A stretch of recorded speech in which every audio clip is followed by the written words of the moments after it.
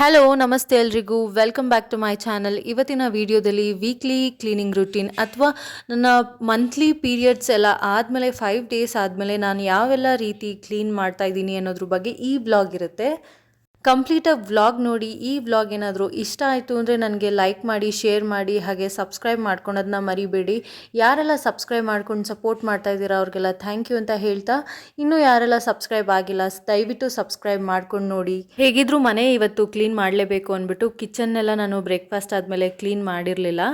ಸದ್ಯದ ಕಿಚನ್ ಪರಿಸ್ಥಿತಿ ಏನು ಅಂತ ನೀವೇ ನೋಡಿದ್ದೀರಾ. ಪಾಪು ಎಲ್ಲ ಆಟ ಆಡಿಕೊಂಡು ಎಲ್ಲ ಡ್ರಾರ್ನೂ ತೆಗೆದು ಅಲ್ಲಿರೋ ಪಾತ್ರೆ ಇಲ್ಲಿ, ಇಲ್ಲಿರೋ ಪಾತ್ರೆ ಅಲ್ಲಿ ಅಂತ ಎಲ್ಲ ಮಿಕ್ಸ್ ಆ್ಯಂಡ್ ಮ್ಯಾಚ್ ಮಾಡಿಬಿಟ್ಟಿದ್ಲು. ಸೊ ಈಗ ನನ್ನ ಹಸ್ಬೆಂಡು ಹೊರಟಾಯಿತು. ಬ್ರೇಕ್ಫಾಸ್ಟ್ ಎಲ್ಲ ಮುಗಿಸ್ಕೊಂಡು ಪಾಪುನ ಕೂಡ ಮಲಗಿಸಿ ಬಂದು ನಾನು ಕಿಚನ್ನ ಕ್ಲೀನ್ ಮಾಡೋದು ಸ್ಟಾರ್ಟ್ ಮಾಡ್ತಾಯಿದ್ದೀನಿ. ಯೂಶ್ವಲಾಗಿ ಮನೆ ಕ್ಲೀನಿಂಗ್ ಸ್ಟಾರ್ಟ್ ಮಾಡಿದಾಗ ನಾನು ಫಸ್ಟ್ ಕ್ಲೀನಿಂಗ್ ಸ್ಟಾರ್ಟ್ ಮಾಡೋದೇ ಕಿಚನಿಂದ. ಕಿಚನ್ನ ಹಾರ್ಟ್ ಆಫ್ ದ ಹೌಸ್ ಅಂತಲೂ ಕರಿತೀವಿ. ಕಿಚನ್ ಒಂದು ಕ್ಲೀನ್ ಆಗೋಯ್ತು ಅಂದರೆ ಆಗಾಗ ಬೇರೆ ರೂಮ್ಗಳನ್ನೆಲ್ಲ ಇಮಿಡಿಯೇಟ್ ಮಾಡ್ಕೊಂಡು ಹೋಗ್ಬಿಡ್ಬೋದು ಬೇಗ ಬೇಗ ಅಂತ ಕಿಚನ್ನ ಸ್ಟಾರ್ಟ್ ಮಾಡ್ತಾ ಇದ್ದೀನಿ. ಯಾವತ್ತು ಕ್ಲೀನಿಂಗ್ ಸ್ಟಾರ್ಟ್ ಮಾಡಬೇಕಂದ್ರೆ ಟಾಪ್ ಟು ಬಾಟಮ್ನ ಮಾಡಬೇಕಾಗತ್ತೆ. ಸೊ ಫಸ್ಟ್ ನಾನು ಡಸ್ಟಿಂಗ್ನೆಲ್ಲ ಮಾಡ್ಕೋತಾ ಇದ್ದೀನಿ. ರೀಸೆಂಟಾಗಿಯೇ ನಾನು ಮನೆಯೆಲ್ಲ ಫುಲ್ ಮನೇನ ಡೀಪ್ ಕ್ಲೀನ್ ಮಾಡಿರೋದ್ರಿಂದ ಅಷ್ಟೇನು ಜಾಸ್ತಿ ಕ್ಲೀನಿಂಗ್ ನೆಸೆಸಿಟಿ ಇರಲಿಲ್ಲ. ಬಟ್ ಪೀರಿಯಡ್ಸ್ ಆದಮೇಲೆ ಪ್ರತಿ ಮಂತಲ್ಲೂ ನಾನು ಇದೇ ರೀತಿಯೇ ಕ್ಲೀನ್ ಮಾಡ್ತೀನಿ. ಅದು ಬಿಟ್ಟರೆ ವೀಕ್ಲಿ ಕ್ಲೀನಿಂಗ್ ಅಂತ ಒಂದಷ್ಟು ಕ್ಲೀನಿಂಗ್ ಮಾಡ್ಕೋತೀನಿ. ಅದು ಬಿಟ್ಟರೆ ಒಂದು ಮಂತ್ಲಿ ಕ್ಲೀನಿಂಗ್ ಸ್ಕೆಡ್ಯೂಲ್ ಅಂತ ಮಾಡ್ಕೊಂಡಿದ್ದೀನಿ. ಸೊ ಆಗಾಗ ಕ್ಲೀನ್ ಮಾಡ್ಕೊಳೋದ್ರಿಂದ ನನಗೆ ಯಾವುದೇ ರೀತಿ ಹಬ್ಬಗಳಲ್ಲಿ ಇದೆಲ್ಲ ನನಗೆ ಕಷ್ಟನೇ ಆಗೋದಿಲ್ಲ. ಯಾಕಂದರೆ ಮಗು ಇರೋದ್ರಿಂದ ನಾನು ಆಗಾಗ ಕ್ಲೀನ್ ಮಾಡಿಕೊಂಡ್ರೇ ನನಗೆ ಒಂಥರ ಕ್ಲೀನ್ ಅಂತ ಅನಿಸೋದು. ಹಾಗೆ ಕಷ್ಟ ಕೂಡ ಆಗೋದಿಲ್ಲ ಆಗ ಕ್ಲೀನ್ ಮಾಡಿಕೊಂಡ್ರೆ ಅಂತ ನನ್ನ ಫೀಲಿಂಗು. ಡಸ್ಟಿಂಗ್ ಎಲ್ಲ ಆದಮೇಲೆ ಕಿಚನ್ದು ಕಿಟಕಿ ವಾಲ್ ಇದೆಯಲ್ಲ, ಆ ವಾಲ್ನ ಕಂಪ್ಲೀಟಾಗಿ ಕ್ಲೀನ್ ಮಾಡ್ಕೊಳ್ಳೋಣ ಅಂದ್ಬಿಟ್ಟು ತೇವದ ಬಟ್ಟೆಯಲ್ಲಿ ವೈಪ್ ಮಾಡ್ಕೋತಾ ಇದ್ದೀನಿ. ಈಗ ಯುಟಿಲಿಟಿ ಡೋರ್ನ ಕೂಡ ಹಂಗೆ ಒರೆಸ್ಕೊಂಡ್ಬಿಡ್ತಾ ಇದ್ದೀನಿ. ನಮ್ಮ ಬಿಲ್ಡಿಂಗ್ ಪಕ್ಕದ ಸೈಟಲ್ಲಿ ಮನೆ ಕಟ್ತಿರೋದ್ರಿಂದ ತುಂಬಾ ಗಲೀಜಾಗುತ್ತೆ. ಯುಟಿಲಿಟಿ ಅಂತೂ ತುಂಬ ಧೂಳಾಗ್ಬಿಡುತ್ತೆ. ಸೊ ಆಗಾಗ ಒರೆಸ್ಕೋತಾ ಇರ್ತೀನಿ. ಸೊ ಇವತ್ತು ಕೂಡ ಹಾಗೆ ಕ್ಲೀನಾಗೆ ಒರೆಸ್ಕೋತಾ ಇದ್ದೀನಿ. ಕಿಚನ್ ವಾಲ್ನ ಮತ್ತು ಶೆಲ್ಫ್ನೆಲ್ಲ ಕ್ಲೀನ್ ಮಾಡಲಿಕ್ಕೆ ಅಂತ DIY ಲಿಕ್ವಿಡ್ ಮಾಡ್ಕೋತಾ ಇದ್ದೀನಿ. ಒಂದು ಬಕೆಟ್ ಅಥವಾ ನಿಮ್ಗೆ ಯಾವುದು ಕಂಟೈನರ್ ಬೇಕೋ ಅದರಲ್ಲಿ ಒಂದು ಸ್ವಲ್ಪ ನೀರು, ಉಪ್ಪು, ಒಂದು ಸ್ವಲ್ಪ ಸೋಡಾ ಹಾಗೆ ಸಿಫ್ ಜೆಲ್ನ ತೊಗೊಂಡಿದ್ದೀನಿ. ನೀವು ಬೇಕಿದ್ದರೆ ಪಾತ್ರೆ ತೊಳೆಯೋದು ಲಿಕ್ವಿಡ್ ಬರುತ್ತಲ್ಲ ಅದನ್ನು ಬೇಕಾದರೂ ಯೂಸ್ ಮಾಡ್ಕೋಬೋದು. ಈ ಒಂದು ಲಿಕ್ವಿಡಿಂದ ಇಡೀ ಕಿಚನ್ನ ನಾವು ಕ್ಲೀನ್ ಮಾಡ್ಕೋಬೋದು. ಕಿಚನ್ ವಾಲಲ್ಲಿರುವಂಥ ಟೈಲ್ಸ್ ಆಗಿರ್ಬೋದು, ಡೋರ್ಸ್ ಆಗಿರ್ಬೋದು, ಹ್ಯಾಂಡಲ್ಸ್ ಆಗಿರ್ಬೋದು, ಅಥವಾ ಶೆಲ್ಫ್ ಆಗಿರ್ಬೋದು, ಕಿಚನ್ ಶೆಲ್ಫ್ ಆಗಿರ್ಬೋದು. ಕೆಲವೊಂದು ಸತಿ ನಾನು ಸ್ಟವ್ ಕೂಡ ನಾನು ಇದೇ ಲಿಕ್ವಿಡಲ್ಲೇ ಕ್ಲೀನ್ ಮಾಡ್ಕೋತೀನಿ. ಜೊತೆಗೆ ನಮ್ಮ ಕಬೋರ್ಡ್ಸ್ನ ಕೂಡ ಕ್ಲೀನ್ ಮಾಡ್ಕೋಬೋದು. ಅಂದರೆ ಕಿಚನಲ್ಲಿರುವಂಥ ವಾರ್ಡ್ರೋಬ್ಸ್, ಡ್ರಾರ್ಸ್ ಇದನ್ನೆಲ್ಲನೂ ಕೂಡ ಕ್ಲೀನ್ ಮಾಡ್ಕೋಬೋದು. ಬಟ್ ಗಲೀಜಾದಂಗೆ ಲಿಕ್ವಿಡ್ ಅಥವಾ ನೀರನ್ನ ನಾವು ಚೇಂಜ್ ಮಾಡ್ಕೋತಾ ಇರಬೇಕಾಗತ್ತೆ.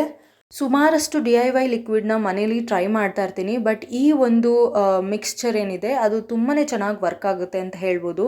ನೀವು ಯಾರೆಲ್ಲ ಈ ಒಂದು ಕಾಂಬಿನೇಷನ್ ಲಿಕ್ವಿಡ್ನ DIY ಲಿಕ್ವಿಡ್ನ ಟ್ರೈ ಮಾಡ್ತಾ ಇದ್ದೀರಾ ನನಗೆ ಕಮೆಂಟ್ ಮಾಡಿ ಹೇಳಿ. ಅಡುಗೆ ಮಾಡುವಾಗ ಅಥವಾ ಒಗ್ಗರಣೆ ಹಾಕುವಾಗ ಜಿಡ್ಡು ಥರ ಆಗಿರುತ್ತೆ, ಹಾಗೆ ಎಣ್ಣೆ ಕೂಡ ಆರಿರುತ್ತೆ. ಈ ಒಂದು ಲಿಕ್ವಿಡಿಂದ ನಾವು ಒರೆಸ್ಕೊಳೋದ್ರಿಂದ ಕ್ಲೀನಾಗೆ ಹೋಗುತ್ತೆ. ಇನ್ನೂ ಇನ್ ಕೇಸ್ ಏನಾದರೂ ಸ್ವಲ್ಪ ಜಿಡ್ಡು ಹೋಗ್ತಾ ಇಲ್ಲ ಅನ್ನೋದಾದರೆ ಸಿಫ್ ಜೆಲ್ ಇದೆಯಲ್ಲ ಅದನ್ನು ಪಾತ್ರೆ ತೊಳೆಯೋ ಒಂದು ಸ್ಕ್ರಬ್ಬರ್ಗೆ ಒಂದು ಸ್ವಲ್ಪ ಹಾಕ್ಕೊಂಡು ನೀಟಾಗೆ ಸ್ಕ್ರಬ್ ಮಾಡಿದ್ರೆ ಕಂಪ್ಲೀಟಾಗಿ ಹೋಗುತ್ತೆ. ಯಾವುದೇ ರೀತಿ ಜಿಡ್ಡಿರಲ್ಲ. ನಾನು ಇದನ್ನು ಟ್ರಯಲ್ ಆ್ಯಂಡ್ ಎರರ್ ಮಾಡಿನೇ ನಾನು ನಿಮಗೆ ಹೇಳ್ತಾ ಇರೋದು. ಈಗ ಸ್ಟವ್ನ ಕೂಡ ಕ್ಲೀನ್ ಮಾಡ್ಕೋತಾ ಇರ್ತೀನಿ. ಯೂಶ್ವಲಾಗಿ ಸ್ಟವ್ನ ನಾನು ಪ್ರತಿದಿನ 2 ಸತಿ 3 ಸತಿ ಕ್ಲೀನ್ ಮಾಡ್ತಾನೆ ಇರ್ತೀನಿ. ಆದರೆ ಈಗ ಒಂದು ಕಿಚನ್ ಕ್ಲೀನಿಂಗ್ ಏನು ಮಾಡ್ತಾ ಇದ್ದೀನಿ ಅದಕ್ಕೋಸ್ಕರ ನಾನು ಕಂಪ್ಲೀಟ್ ಸ್ಟವ್ನ ಕ್ಲೀನ್ ಮಾಡ್ಕೋತಾ ಇದ್ದೀನಿ. ಜೊತೆಗೆ ಬರ್ನರ್ ಲಿಡ್ ಇರುತ್ತಲ್ಲ ಅದನ್ನು ಕೂಡ ಕ್ಲೀನ್ ಮಾಡ್ಕೋತಾ ಇದ್ದೀನಿ. ನೀವು ಯಾವಾಗಲೇ ಸ್ಟವ್ ಕ್ಲೀನ್ ಮಾಡುವಾಗಲೂ ಸೋಪೆಲ್ಲ ಹಾಕಿದ್ದೀವಿ ಅಂದ್ಬಿಟ್ಟು ನೀರೆಲ್ಲ ಹಾಕಕ್ಕೆ ಹೋಗಬೇಡಿ. ಆವಾಗಲೇ ಸ್ಟವ್ ಎಲ್ಲ ರಿಪೇರ್ ಬರೋದು ಅಥವಾ ಒಂದು ಸ್ವಲ್ಪ ಹಾಳಾಗೋದು ಆ ರೀತಿ ಎಲ್ಲ ಆಗೋದು. ಬಟ್ಟೆಯಲ್ಲಿ ತೇವದ ಬಟ್ಟೆಯಲ್ಲಿ ನೀಟಾಗಿ ವೈಪ್ ಮಾಡಿಕೊಂಡ್ರೆ ಸಾಕಾಗುತ್ತೆ. 3 ಇಯರ್ಸಿಂದ ಈ ಒಂದು ಸ್ಟವ್ನ ಯೂಸ್ ಮಾಡ್ತಾ ಇದ್ದೀನಿ. ಯಾವತ್ತೂ ಕೂಡ 3 ಇಯರ್ಸಿಂದ ಒಂದು ಸಲಿನೂ ರಿಪೇರ್ ಆಗೋದಾಗಲಿ ಅಥವಾ ಸರ್ವಿಸಿಗೆ ಕೊಡೋದಾಗಲಿ ಇದು ಯಾವುದೇ ರೀತಿ ಕಂಡೀಷನ್ ನನಗೆ ಬಂದಿಲ್ಲ. ಪ್ರತಿ ಸತಿನೂ ನಾನು ಇದೇ ರೀತಿನೇ ಕ್ಲೀನ್ ಮಾಡ್ಕೊಳೋದು.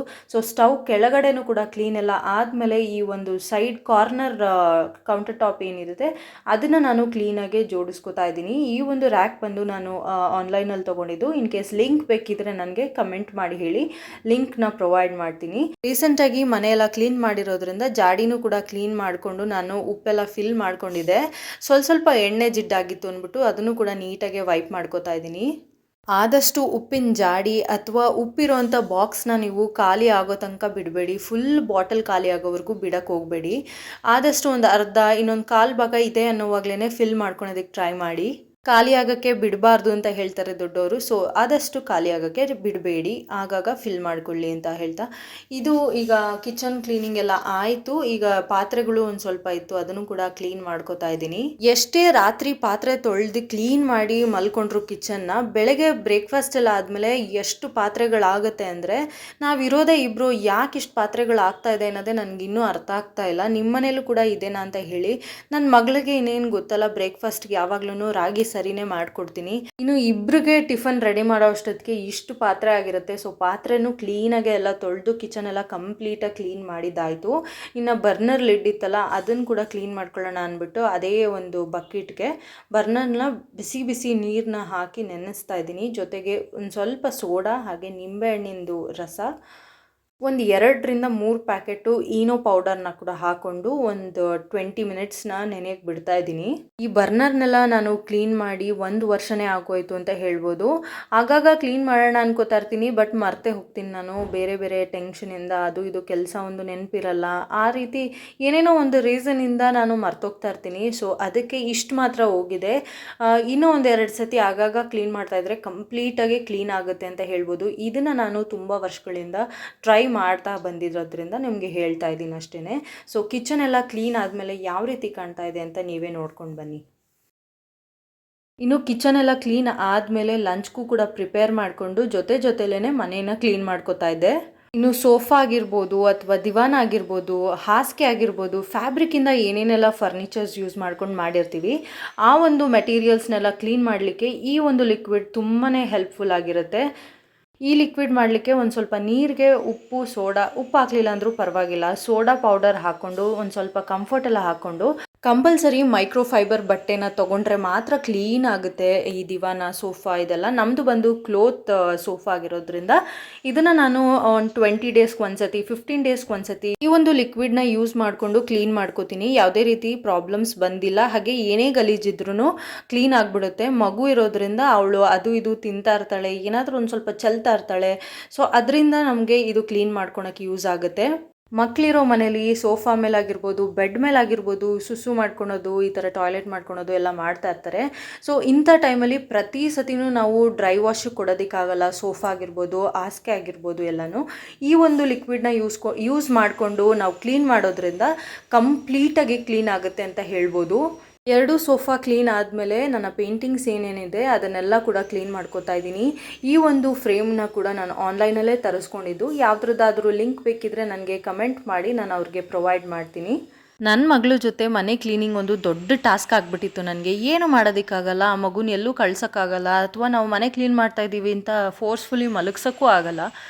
ಅವಳ ಜೊತೆ ಆಟ ಆಡ್ಕೊಂಡು ಹಾಗೆ ಕ್ಲೀನಿಂಗ್ ಎಲ್ಲ ಆಲ್ಮೋಸ್ಟ್ ಮುಗಿಸ್ಕೋತಾ ಇದ್ದೀನಿ. ಕರ್ಟನ್ಸ್ ಆಗಿರ್ಬೋದು, ಟವಲ್ಸ್ ಆಗಿರ್ಬೋದು, ಬ್ಲ್ಯಾಂಕೆಟ್ಸ್ ಆಗಿರ್ಬೋದು, ಇದನ್ನೆಲ್ಲ ನೆನ್ನೆನೇ ನಾನು ಕ್ಲೀನ್ ಮಾಡಿರೋದ್ರಿಂದ ಇವತ್ತು ಜಸ್ಟ್ ಸೋಫಾ ಕವರು ಮತ್ತು ಹಾಸಿಗೆ ಮೇಲೆ ಹಾಕಿರೋ ಬೆಡ್ಶೀಟ್ಸ್ನ ಮಾತ್ರ ನಾನು ವಾಶ್ ಮಾಡಿಕೊಂಡು ಯೂಸ್ ಮಾಡ್ಕೋತಾ ಇದ್ದೀನಿ ಅಷ್ಟೇ. ಅದರಿಂದ ನನಗೆ ಸ್ವಲ್ಪ ಕೆಲಸ ಕಡಿಮೆ ಆಯಿತು ಅಂತ ಹೇಳ್ಬೋದು. ನನಗೆ ಹೆಲ್ಪ್ಗೆ ಮನೆ ಕ್ಲೀನ್ ಮಾಡೋಕ್ಕಾಗಿರ್ಬೋದು, ಯಾವುದೇ ಒಂದು ವಿಷಯಕ್ಕಾಗಿದ್ದರೂ ಹೆಲ್ಪ್ಗೆ ಯಾರೂ ಇಲ್ಲದೇ ಇರೋ ಕಾರಣ ಮಗು ಜೊತೆ ನಾನು ಇದೇ ರೀತಿಯೇ ನಾನು ಟೈಮ್ ಟೇಬಲ್ ಹಾಕ್ಕೊಂಡು ವೀಕ್ಲಿ ಕ್ಲೀನಿಂಗ್, ಮಂತ್ಲಿ ಕ್ಲೀನಿಂಗ್, ಕೆಲವೊಂದು ಸತಿ ಡೈಲಿ ಕ್ಲೀನಿಂಗ್ ಅಂತಲೂ ಟೈಮ್ ಟೇಬಲ್ ಹಾಕ್ಕೊಂಡು ಮನೆ ಕ್ಲೀನ್ ಮಾಡಬೇಕಾಗುತ್ತೆ. ಅಕ್ಕಪಕ್ಕ ಕನ್ಸ್ಟ್ರಕ್ಷನ್ ಎಲ್ಲ ನಡೀತಾ ಇರೋದ್ರಿಂದ ಬೇಗ ಗಲೀಜಾಗ್ಬಿಡುತ್ತೆ ಅಥವಾ ಧೂಳು ತುಂಬ್ಕೊಂಡ್ಬಿಡುತ್ತೆ ಮನೇಲೆಲ್ಲ. ಕ್ಲೀನ್ ಮಾಡ್ಕೊಳ್ಳಲಿಲ್ಲ ಆಗಾಗ ಅಂದರೆ ಡಸ್ಟ್ ಅಲರ್ಜಿ ಆಗೋದಾಗಿರ್ಬೋದು, ಚಿಕ್ಕ ಮಗು ಇರೋದ್ರಿಂದ ಏನಾದರೂ ಒಂದು ಇನ್ಫೆಕ್ಷನ್ ಈ ರೀತಿಯೆಲ್ಲ ಆಗ್ತಾ ಇರುತ್ತೆ ಅಂದ್ಬಿಟ್ಟು ಆಗಾಗ ಕ್ಲೀನ್ ಮಾಡ್ಕೊಳೋದಕ್ಕೆ ಟ್ರೈ ಮಾಡ್ತಾ ಇರ್ತೀನಿ ನಾನು. ಇನ್ನು ಡೀಪ್ ಕ್ಲೀನಿಂಗ್ ಅಂತ ಬಂದಾಗ ಒಂದೊಂದು ಏರಿಯಾ ಅಥವಾ ಒಂದೊಂದು ರೂಮ್ನ ಒಂದು ದಿನಕ್ಕೆ ನಾನು ತೊಗೊಂಡು ಕ್ಲೀನ್ ಮಾಡ್ಕೋತೀನಿ. ಆಗ ಯಾವುದೇ ರೀತಿ ಕಷ್ಟ ಆಗೋದಾಗಲಿ ಸುಸ್ತಾಗೋದಾಗಲಿ ಏನೂ ಆಗೋದಿಲ್ಲ, ಈಸಿಯಾಗಿ ಕ್ಲೀನ್ ಮಾಡ್ಕೋಬೋದು. ಇನ್ ಕೇಸ್ ನಿಮಗೇನಾದರೂ ನನ್ನ ಡೈಲಿ ಕ್ಲೀನಿಂಗ್ ಅಥವಾ ವೀಕ್ಲಿ ಮಂತ್ಲಿ ಕ್ಲೀನಿಂಗ್ದು ಟೈಮ್ ಟೇಬಲ್ ಅಥವಾ ಸ್ಕೆಡ್ಯೂಲ್ ಏನಾದರೂ ಬೇಕಿದ್ದರೆ ಹೇಳಿ, ಶಾರ್ಟ್ಸ್ ಅಥವಾ ಒಂದು ವ್ಲಾಗ್ ಥರ ಏನಾದರೂ ಮಾಡಿ ನಿಮಗೆ ತಿಳಿಸ್ಕೊಡೋಕ್ಕೆ ಟ್ರೈ ಮಾಡ್ತೀನಿ. ಆವಾಗಲೇ ಸೋಫಾ ಕ್ಲೀನ್ ಮಾಡೋದಕ್ಕೆ ಯೂಸ್ ಮಾಡಿದ್ನಲ್ಲ, ಅದೇ DIY ಲಿಕ್ವಿಡ್ನಿಂದ ನಾನು ಹಾಸಿಗೆ ಆಗಿರ್ಬೋದು ಮತ್ತು ಮಂಚಾಗಿರ್ಬೋದು ಇದನ್ನೆಲ್ಲನೂ ಕ್ಲೀನ್ ಮಾಡಿಕೊಂಡು ಹೊಸದಾಗಿ ವಾಶ್ ಆಗಿರೋವಂಥ ಬೆಡ್ಶೀಟ್ನ ಹಾಕೋತಾ ಇದ್ದೀನಿ.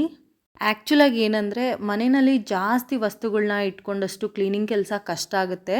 ಸೊ ನಾನು ಆದಷ್ಟು ಕಡಿಮೆ ವಸ್ತುಗಳನ್ನ ಇಡಲಿಕ್ಕೆ ಟ್ರೈ ಮಾಡ್ತಾ ಇದ್ದೀನಿ. ಯಾವಾಗಲೂ ಮನೆ ಕ್ಲೀನ್ ಮಾಡಿಕೊಂಡೇ ನಮ್ಮ ಟೈಮ್ ಸ್ಪೆಂಡ್ ಮಾಡೋದಕ್ಕಾಗಲ್ಲ. ಏನಾದರೂ ಒಂದು ನಾವು ಅಚೀವ್ ಮಾಡಬೇಕು ಅಂದರೆ ಆದಷ್ಟು ಮನೆಯಲ್ಲಿ ಕಡಿಮೆ ವಸ್ತುಗಳನ್ನ ಇಡ್ಲಿಕ್ಕೆ ಟ್ರೈ ಮಾಡಿ. ಫಾರ್ ಎಕ್ಸಾಂಪಲ್ ಬೆಡ್ಶೀಟ್ಸ್ ಆಗಿರ್ಬೋದು, ಒಂದು 10 ಬೆಡ್ಶೀಟ್ಸ್ನ ಇಡೋದ್ರ ಬದಲು 2ರಿಂದ 3 ಅಥವಾ 4 ಇಷ್ಟು, ಮ್ಯಾಟ್ಸ್ ಆದರೆ ಒಂದು 2-3 ಸೆಟ್ಟು, ಕರ್ಟನ್ಸ್ ಒಂದು 2-3 ಸೆಟ್ಟು ಅಷ್ಟೇ ಸಾಕನ್ಸುತ್ತೆ ನನಗೆ. ರೆಂಟೆಡ್ ಹೌಸಲ್ಲಿ ಇರೋದ್ರಿಂದ ಏನೇ ಒಂದು ಈ ರೀತಿ ಫರ್ನಿಚರ್ಸ್ ಆಗಿರ್ಬೋದು, ಕಬೋರ್ಡ್ಸ್, ಈ ರೀತಿ ಏನೇ ಒಂದು ಇನ್ವೆಸ್ಟ್ಮೆಂಟ್ ಮಾಡಿದ್ರು ಯೂಸ್ಲೆಸ್ ಅಂತ ನನಗನ್ಸುತ್ತೆ. ಯಾಕಂದರೆ ಇನ್ನೊಂದು ಮನೆಗೆ ಹೋದರೆ ಆಲ್ರೆಡಿ ಅದು ಕೆಲವೊಂದು ಮನೇಲಿ ಇರುತ್ತೆ, ಇನ್ನು ಕೆಲವು ಮನೇಲಿ ಇರೋದಿಲ್ಲ. ಸೊ ನನಗೆ ಏನೇ ಇನ್ವೆಸ್ಟ್ಮೆಂಟ್ ಮಾಡಿದ್ರು ಎರಡು ಸತಿ ಯೋಚನೆ ಮಾಡೋ ಥರ ಆಗಿದೆ. ಇನ್ನು ಈ ಬೆಡ್ರೂಮ್ ಕೂಡ ಕ್ಲೀನ್ ಆಯಿತು. ಸೊ 2 ಬೆಡ್ರೂಮ್ ಇದೆ, 2 ಕೂಡ ಕ್ಲೀನ್ ಮಾಡ್ಕೊಂಡಿದ್ದೀನಿ. ಇನ್ನೇನು ಕಸ ಗುಡಿಸಿ ನೆಲ ಎಲ್ಲ ಒರೆಸ್ಕೊಟ್ರೆ ನನ್ನ ಹಸ್ಬೆಂಡ್ ಪೂಜೆ ಮಾಡಿಬಿಟ್ಟು ಹೊರಡ್ತಾರೆ. ಅದಕ್ಕೂ ಮುಂಚೆ ತುಳಸಿ ಗಿಡ ಒಣಗೋಗಿತ್ತು. ಪ್ರತಿದಿನ ನೀರು ಹಾಕಿದ್ರೂ ತುಳಸಿ ಗಿಡ ನಮ್ಮ ಮನೇಲಿ ತುಂಬಾ ಒಣಗ್ತಾ ಇದೆ. ಸೊ ಅದರ ಜೊತೆಗೆ ಈ ಒಂದು ಗಿಡ ಸ್ಪೈಡರ್ ಪ್ಲ್ಯಾಂಟ್ ಅಂತ ಹೇಳ್ತಾರೆ, ಇದಕ್ಕೂ ಕೂಡ ನೀರೆಲ್ಲ ಹಾಕ್ಕೊಂಡು ಹೊರಗಡೆ ಬಾಗಿಲೆಲ್ಲ ಕಸ ಗುಡಿಸಿ ನೆಲ ಒರೆಸಿ ರಂಗೋಲಿ ಕೂಡ ಹಾಕ್ಕೊಂಡು ನನ್ನ ಹಸ್ಬೆಂಡ್ಗೆ ಪೂಜೆ ಮಾಡಲಿಕ್ಕೆ ಹೇಳಿದೆ. ಬೆಳಗ್ಗೆಯಿಂದ ಬಾಗಿಲಲ್ಲಿ ರಂಗೋಲಿ ಹಾಕ್ತಾ ಇರೋದ್ರಿಂದ ಏನೋ ಒಂಥರ ಫೀಲ್ ಆಗ್ತಾಯಿತ್ತು. ಫೈನಲಿ ಸಂಜೆ ಮೇಲೆ ನಾನು ರಂಗೋಲಿ ಎಲ್ಲ ಹಾಕಿದ್ಮೇಲೆ ಒಂಥರ ಮನೆಗೆ ಕಳೆ ಬಂದಂಗೆ ಅನ್ನಿಸ್ತು. ಸೊ ರಂಗೋಲಿ ಎಲ್ಲ ಹಾಕೊಟ್ಮೇಲೆ ನನ್ನ ಹಸ್ಬೆಂಡ್ ಪೂಜೆ ಮಾಡಿ ಹೊರಟರು. ಇದಾಗಿತ್ತು ಇವತ್ತಿನ ವಿಡಿಯೋ. ಈ ವಿಡಿಯೋ ಇಷ್ಟ ಆದರೆ ಲೈಕ್ ಮಾಡಿ, ಶೇರ್ ಮಾಡಿ, ಸಬ್ಸ್ಕ್ರೈಬ್ ಕೂಡ ಮಾಡೋದನ್ನ ಮರಿಬೇಡಿ. Thank you for watching.